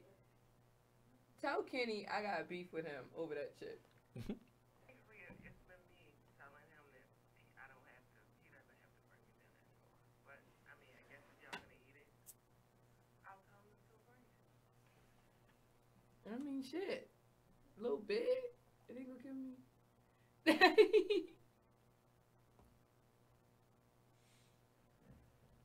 I'm Dr. Wren. So when are we doing this masterclass? You tell me. Sometime in April. Yeah, I can do that. Let me know. I'll come. So what am I teaching exactly? I don't know. You do. It said a sex masterclass, you but sex, I mean, you the sex master. the sex master.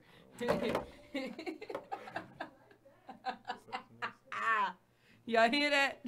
He called me the sex master. No, no. What was I gonna say? Shit, you messed me all up because now all I can think about is being the master. You know, who's the master? No. Is there any particular thing that person was about, or just a sex master class? Yeah, because they heard you talking about it, so. Yeah, whatever, and then maybe it could be like a recurring thing. We can do that. People that come and learn how to whatever. How about this? How about everybody come with your questions and I'll answer them. Sex talk. Sex talk. What was that show on HBO? Real Sex. Real Sex. Yeah, that was cool. Real Sex Talk. At an art gallery. I'm more than something, as always. Always. You know, get the wheels turning. Like a game night too. Okay, that's lit. Erotic game night is everything. I'm doing one actually at Reverb soon. I'll let you know. Come through. So we do the second one. Together. Erotic. Yeah. Yeah, that works for me. Yeah, so you got my mind turning now. Because now I'm thinking about, all right, people going to come with questions. And I kind of like the idea of being on the spot, like not being prepared. So I'd rather like people, like as an entry, like you pay $5 and you have to show your question. Mm-hmm. Like come with your question written down, like because everybody has to have a question, you know. I mean, we probably have some redundancy. Nothing necessarily about me because that's not gonna be fun. Like if they're just all asking me personal questions, that's like me being on an interview. Right. Like I want them to have like a sex question, you know, like how do you do this, or where can I buy a this, or how do I get him to do this or her to do that, or you know, what's the best way to deep throat or what have you. Especially if you have it on Saturday because that's always fun because that's a holiday. Deep throat Saturday. Yes. But do you think that would work? Yes, I have a whole playlist for Deep Throat Saturday. It's 3,800 songs. What? I've been curating that playlist for years. No, I mean nobody can give head for 3,800 songs. It'll play for like 5 days straight without repeating. That's crazy. And so there's no like my jaw would fall off. Like that, you just can't do that. You know, male or female. I don't think anybody could do that for 3 or 4 days. Is there a world record for how long? You was thinking. Why don't we put them together? Like who can give it the longest? That's hilarious. Yeah, no, don't you think that would be cool? Like somebody, you know, they have their questions and you give the answers. Yeah. Would you be on the panel or would you just spectate? I don't know. I'm a virgin, so I don't really. Okay, that doesn't mean you can't answer questions. I can't answer sex questions. I don't know anything about sex. So, no. Just saying. I don't know enough. You don't know enough about sex. Well, I mean, that's how you learn, right? Yep. So I'm going to just sit there and take notes in the crowd. You can take notes. Yeah, everybody should, you know, maybe we just hand out pads and pencils. Like, here, for notes. Everybody get like one of those little little notebooks and a pencil. Yeah. Sit down. Bring your questions, sit down, and we would just talk about sex. My creative director, kid, is into that shit. Like, he's the sex man at the gallery. Like right now, there's one room full of all of his nude. You feel me? Art. Like, that's it. Cartoon characters turned into porn stars. All of that right there. He's the man. He writes books about sex, so alright, he'll love that. February is usually, like right now, is his month, like his love, sex, lust month, so that's his lane. I'm a church boy. There's Like, nothing. Look, I'll tell you this. PKs, not that I'm saying you are one. what's a PK? Preacher K? Oh, preacher, yeah, I'm not. PKs, the ones I know, and I know a lot, typically are the most erotic people I've ever met. Right. I mean, does it like it's not like one end of the spectrum. It's not like, ooh, you know, liberal, fascist, you know, church sex. Like that's not. Right. It's not on the other. You know, you're not opposite spectrums just because you're a religious person doesn't mean that you can't have sex. I mean, you have, you know, your religious beliefs may stipulate how you have sex. So when, not even how, usually it's when you have sex. Most people make it seem like that. Yeah, but I don't really think that's how it works. They don't know. What did they say? This is how it works. They don't know how nothing works. They think they know what God be doing and what he be thinking. Like, listen, let's relax. But why are we trying to decide what something else is thinking? You know, like, I believe in a divine order, you know, a divine power behind things, divine intention. But it's not always for me to understand. Just because I believe that it's there. I mean, I have to understand it. The divine lesson, you know, you always hear about, oh, there must be a divine lesson in this because shit should not be this fucked up. There has to be a divine lesson in this, you know. But it's not necessarily always for you to understand at that moment. Sometimes there's exposure and then like 10 years later, there's the lesson. You be like, oh my God, I remember that shit. Just like with sex. You'll be like, oh my God, I remember that shit. There was this chick way back in the day who said that when you do this, it'll just click. So you have your notebook and your pad, and we'll be talking, answering questions, and you'll be like, watch. Sex 101. Sex 101 with Dr. Wren, Professor Wren. This is how you put on a condom. Yeah. No, I'll go way back. These are breasts. This is the vagina. The vagina is made up of. I need to know. Because, I mean, I don't think people was paying a lot of attention in 5th and 6th grade when doing sex ed. Like, it's like they missed it. Like, people really, like... We was being childish. Because we were children. Yep. Like, you know, like, I'm dreading the day Buddy comes home with, like, the sexual parts, you know, spelling list. Is that still a part of school? To learn how to have sex? I feel like it's not. I feel like it's not the whole point of school to have sex. I feel like, I don't know. I mean, I think it's a good place to learn to socially interact with people because, you know, that's funny. It's like classes in session. Sips. You know, you need to learn how to, you know, to build your game. You know, your little, you know, what works. Like I said, hey, I think you're fly. Like that was my thing that I learned in school. At some point, I said that to somebody, I'm sure, and it worked. So then it became what I say. You know, like what was your line? You had to have a line. How you doing? No, I was scared to talk to girls, and I still am. You scared? Yeah. Do you wave at them? Sometimes. You can do the little. Like I won't even DM chicks. I won't even DM chicks most of the time. That's good. Like DM is a scary, frightening place. I only DM for like business purposes. You know, like I'll DM you, you know, just to connect or whatever for business purposes. But now I don't DM socially very much at all because I get some crazy ass DMs. I was telling her the other day, like, I got a DM of like a short video with these 2 women having sex. I got a DM, like I told you, with the shower, the video with the shower, with that. Like, that shit just happened. Like, I got at least 2 or 3 dick pics in my DM every morning. And I'm like, do y'all just sit there and think like about what would Dr. Wren want to see when she like first wakes up? A mental illness. But don't please just send that shit to all women. That's why I only inbox, because, like, women are, like, so done with the inbox. I agree. Like, you have to actually say hi. Niggas So, have hi, wrong. what you going to do? Because you don't say hi, you don't DM, you're never going to... They just come to me or whatever, I don't know. You let them come to you. 9 times out of 10, and then they don't, they be scared to do that. Because most people are scared of rejection. So.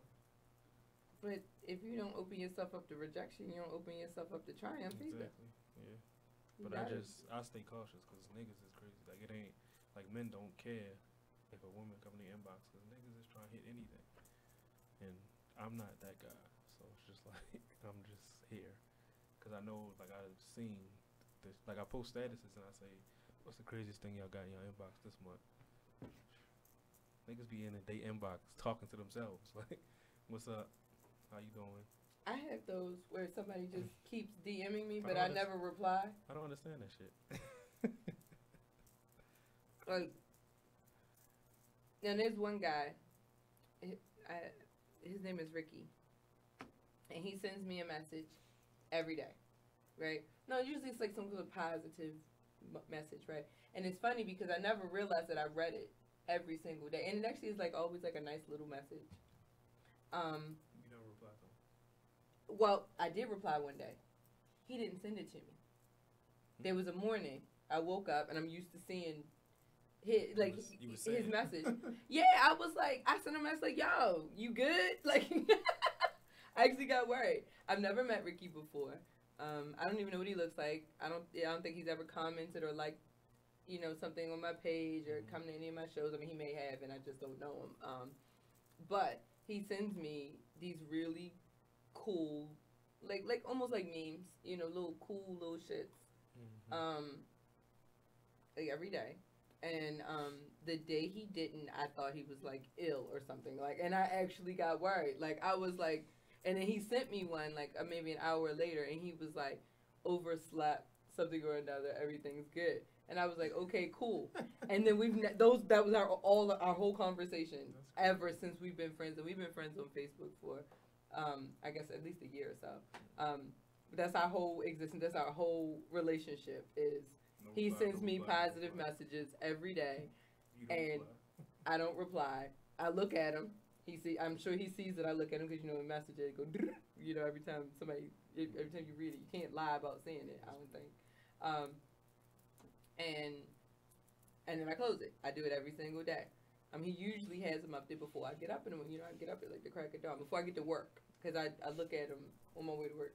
And they're usually up before that. So if they're not, I'm like, dude, you all right? You feeling okay today? You need me to call the ambulance? I don't know where you live. I don't even know where in the world this man lives. Like, I don't know if Ricky is even American, if he speaks English, if he's black, white, Asian, green. I have no clue who Ricky is. Ricky, if you're out there listening. Shout out to Ricky. You know, right. He watching right now. Well, if Ricky is watching right now, thank you so much for the positive messages. You keep Dr. Wren going on a daily basis because it's become part of my routine. Like, I wouldn't even know how to live without, without Ricky. I have no clue who he is. I mean, he could be old, he could be young. I have no clue. You didn't go to his page? Okay. Shout out to Ricky. I didn't go to his page or nothing because the message was good. The message was good. Y'all gotta learn how to do that. Pastor Ricky. Yeah. He might be a pastor. He may be trying to clean me up a little bit. Who knows? I don't know if that's possible. Like, I'm pretty salacious to the core. What do they call it? Deliciously improper. Anyway, we need to take a break. All right. We'll be right back. We'll be right back.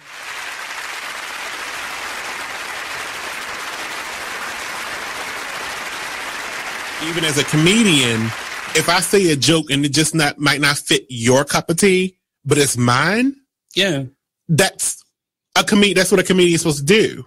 But people forget everybody's not going to find your jokes funny. They better find mine funny. But they forget that though. They really forget that. They forget that but it's your view. That's why they didn't fire her. Yeah. Because her viewpoint is controversial. Her view. That's the view she sees. Right. Everybody is clear to her. Like they did their reaction to cellophane. They did the reaction to the Chris Rock Oscar, and they were talking about Stacey Dash, and I don't think she agrees with Stacey Dash, but she pointed her out as somebody who has an opinion that's just different from everybody else's. Her opinion is just stupid, though.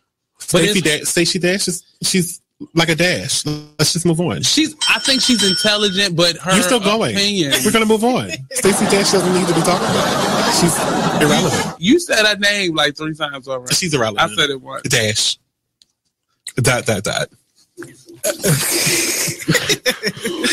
So I couldn't have meant that more. She is so irrelevant. I'm not even gonna say her name. But we're here every Tuesday, and we talk about people just like that at 7 p.m. only on BeExposedRadio.com. You are listening to BeExposedRadio.com.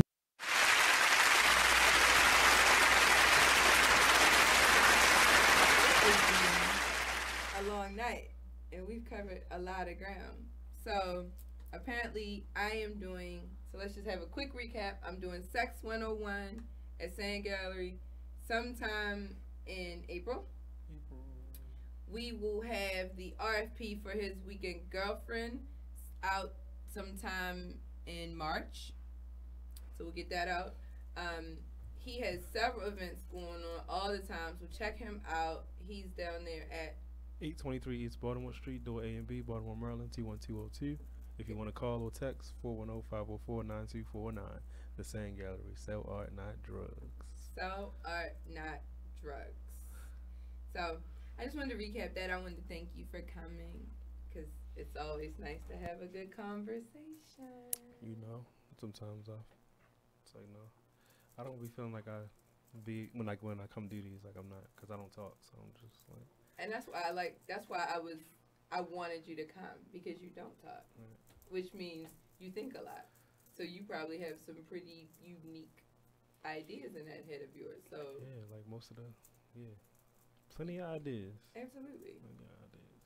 But that's why I stopped rapping, because I was rapping since I was 12. I stopped rapping like around 25, 26, and just because I wanted to be behind the scenes and not talk. You want to be the ghostwriter, not the talent. Yeah, but it seems like since then I've done more interviews as a manager than Absolutely, because you got, you're out there, you're doing you. You know, people need to, you're representing the brand now, not just the product. So you have to do a little bit more. So unfortunately, I may give you some incense. I got some incense that's supposed to loosen up that throat chakra, help you speak a little bit more. I'm sure somebody gave them to me, and I was like I need any help talking. I do. Yeah, well, it's all good. But anyway, I want to thank everybody who listened tonight. This was a nice, mellow, hump day. I hope you all are ready. You got your whips, you got your lubes, you got your tongue, you got whatever, because it is hump day. You have exactly 1 hour and 7 minutes to get it on before the end of hump day, even if you're getting it on with yourself. So thank you all for listening, and don't forget, love life, be brave, and live unapologetically. Y'all have a good night.